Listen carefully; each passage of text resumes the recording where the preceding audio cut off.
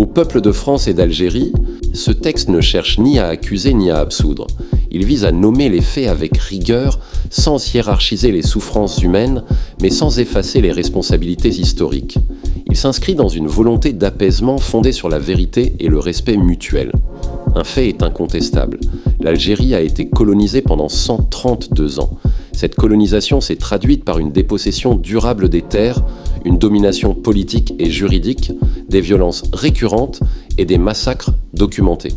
Dans l'histoire, la colonisation constitue une agression. La lutte pour l'indépendance fut une réponse de défense face à cette agression, même si toute violence demeure en elle-même tragique et condamnable. Du point de vue algérien, la blessure est consciente, vécue et transmise. Elle n'appartient pas au registre de l'inconscient collectif, mais à celui d'une injustice historique encore ressentie.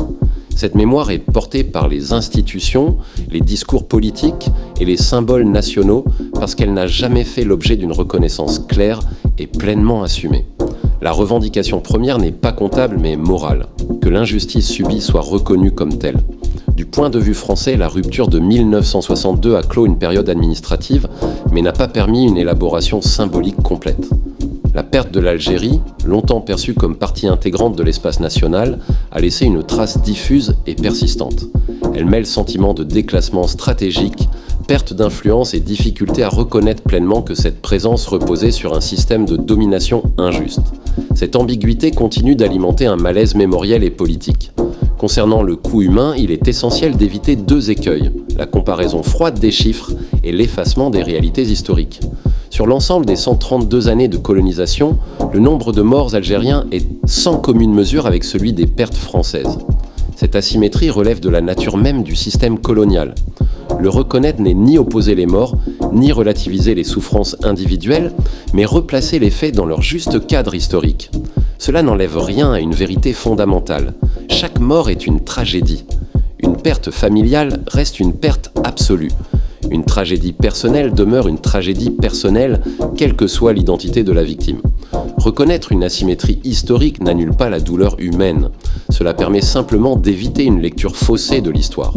L'enjeu n'est ni la culpabilité perpétuelle, ni l'oubli. Il est la reconnaissance lucide des faits dans leur nature et dans leur ampleur. Reconnaître une injustice structurelle ne signifie pas se condamner indéfiniment, mais sortir d'un rapport émotionnel bloqué et défensif pour entrer dans une relation apaisée entre deux peuples souverains. L'apaisement ne viendra ni du déni ni de la concurrence mémorielle. Il viendra d'une parole claire, respectueuse et assumée, fondée sur la vérité historique, la dignité de toutes les victimes et la reconnaissance des responsabilités. Enfin, n'oublions pas une réalité essentielle. Si l'histoire est ce qu'elle est, le présent est devenu infiniment plus complexe. Les peuples se sont mêlés, imbriqués, liés. Il existe aujourd'hui des ponts humains profonds entre la France et l'Algérie. Des couples mixtes, des Algériens contraints de vivre en France après l'indépendance, des enfants devenus français par le cours de l'histoire, mais aussi des Français qui n'ont jamais voulu partir et se sont mêlés durablement à la population algérienne. Cette réalité crée une identité de mixité irréversible. Toucher à cette histoire sans la reconnaître, c'est faire du tort à ces identités composites.